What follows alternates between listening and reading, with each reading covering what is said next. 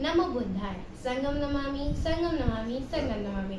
आज हम दोनों आप सभी के सामने समर संघ के 10 नियम बोलने जा रहे हैं। पहला केवल समर, दूसरा चंदा कविनी, तीसरा जाति अभ्यास कविनी, चौथा केवल संवाद, पांचवा पद पटिशन मंच वाला कवि नहीं। नंबर 6 पंजीकरण कभी नहीं। नंबर 7 संघ आदि से सबसे ऊपर। नंबर 8 संघ राजनीति में कभी नहीं जाएगा। नंबर 9 संघ घातक की वापसी कभी नहीं। नंबर 10 उपरोक्त 9 विनय संघ का आधार है, ये ना कभी बदले जाएंगे, ना अमान्य किए जाएंगे, ना खत्म किए जाएंगे। संगम नमामि संगम नमामि।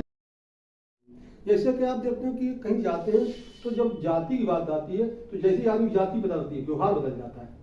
कहीं गाड़ी में ट्रेन में बैठ के आप जाएं और जैसे ही वो कहते हैं कि हम कोई आदमी कहते हैं भंगी, तो भंगी जैसा व्यवहार हो जाता है। कोई कहता है कि धोबी, धोबी जैसा व्यवहार हो जाता है। तो जैसे ही पता लगता है आदमी को कि ये किस जाति का है, उसका व्यवहार एकदम बदल जाता है। तो यहाँ यह कहा गया कि जितनी मीटिंग होंगी, संगतियाँ होंगी, वहाँ पर कोई आदमी न किसी से कोई जाति पूछेगा, ना कोई किसी जाति उसको बताएगा, और ना नाम में कोई ऐसा टाइटल लगाएगा ताकि उसकी पता लग जाएगी हम उसकी हम जाति। क्योंकि जातिवाद क्या होता है, जातिवादियों में बटने के लिए भारत कई बार गुलाम हो चुका है। फूलों का गुलाम हुआ, सपों का गुलाम हुआ, मुगलों का गुलाम हुआ, एबलों का गुलाम हुआ, अंग्रेजों का गुलाम हुआ। यानी कितनी कल्चर यहाँ आई। इस जातिवाद की वजह से लोग अलग अलग रहे और लड़ने का हक नहीं मिला। एक जाति विशेष लोगों को लड़ने का था, गुलाम होते रहे और भारत देश लुटता रहा, जिसको सोने की चिड़िया कहा जाता था। हीरा जवाहरात, सोने चांदी, इस तरह से सारे लोग यहाँ जो गड्ढे याद रह गए हैं उनको निकाल करके ले गए और सब बाहर चला गया।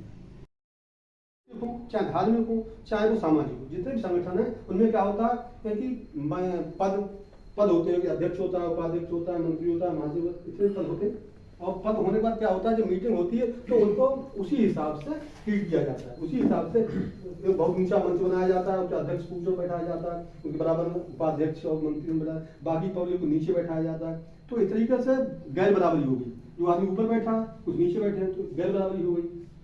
इसी तरीके से जब अध्यक्ष आता है या उसका कोई अन्य विशिष्ट हस्ती आता है तो उसको साल उड़ाया जाता है, बैच लगाया जाता है, माला पहनाई जाती है। ये भी असमानता का उधर असमानता हो गया ना, उसका सम्मान हो गया तो दूसरे नीचे वाला सम्मान हो गया, तो बराबरी की बात खत्म हो गई। संघ जो समानता की बात करता है, इसलिए कोई पद संघ में न पद रखा गया है, न किसी की कोई प्रतिष्ठा है, सब लोग बराबर हैं।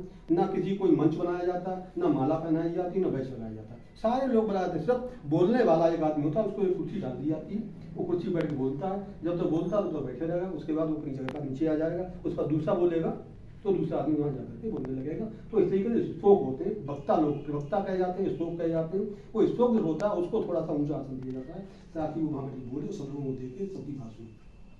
तो ये बदल बदल के जो भी आते जाते हैं वो संघ के आसन पे पहुंचते जाते हैं, वो संघ का आसन कहलाता है। संघ के आसन पे जो बोलेगा वो बैठेगा और बोलने के बाद फिर अपनी जगह पर आ जाएगा, दूसरा बोलेगा, दूसरा बोलेगा।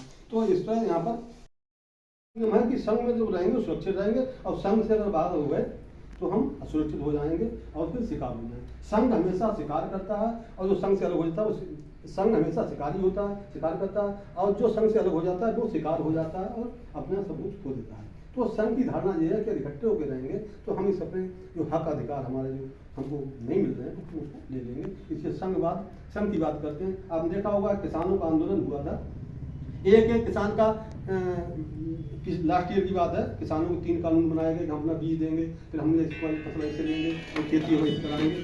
तो उन कानून किसानों नहीं माना, तो एक दल जाता रहा और उनकी वो धरना देता रहा, लेकिन सरकार ने बिल्कुल नहीं की। उसके बाद 32-33 संगठन इकट्ठे हुए और उन्होंने संघ बनाया और संघ बना के धरना दे दिया और सरकार को तुरंत मानना पड़ा, तीनों कानून लेने पड़े। तो संघ की शक्ति है।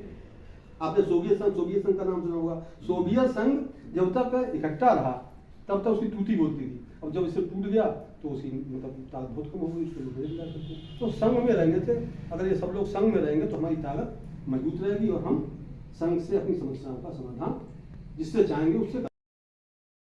जैसे कि आप देखते हैं कि कहीं जाते हैं तो जब जाति की बात आती है तो जैसे ही आदमी जाति बदलती है व्यवहार बदल जाता है।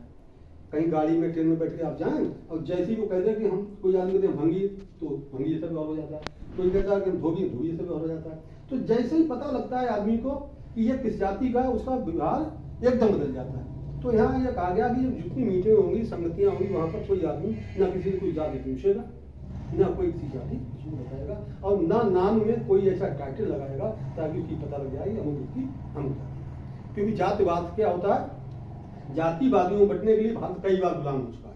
फूलों का गुलाम हुआ, सपों का गुलाम हुआ, मुगलों का गुलाम हुआ, इब्रियों का गुलाम हुआ, अंग्रेजों का गुलाम हुआ। यानी कितनी कल्चर यहाँ आई। इस जातवाद की वजह से लोग अलग अलग रहे और लड़ने का हक नहीं मिला। एक जाति विशेष लोगों को लड़ने का था, गुलाम होते रहे और भारत देश लुटता रहा, जिसको सोने चिड़िया कहा जाता था। हीरा जवाहरात, सोना चांदी, इस तरह से सारे लोग यहाँ जो गड्ढे आज रह गए हैं उनको निकाल करके ले गए और सब बाहर चला गया। कोहिनूर हीरा तब भारत